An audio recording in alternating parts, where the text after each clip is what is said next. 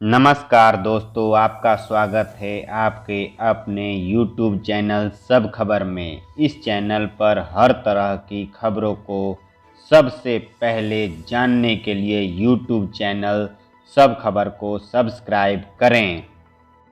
उत्तर प्रदेश के अयोध्या में भव्य श्री राम मंदिर का निर्माण का काम तेजी से आगे बढ़ रहा है। 9 नवंबर 2019 को सुप्रीम कोर्ट के फैसले के बाद 5 अगस्त 2020 को प्रधानमंत्री नरेंद्र मोदी ने राम मंदिर के निर्माण का शिलान्यास किया था। मंदिर का निर्माण लगभग 2.77 एकड़ में जोरों से किया जा रहा है। श्री राम जन्मभूमि तीर्थ क्षेत्र न्यास के मुताबिक दिसंबर 2023 तक मंदिर निर्माण का काम पूरा हो जाने की उम्मीद है।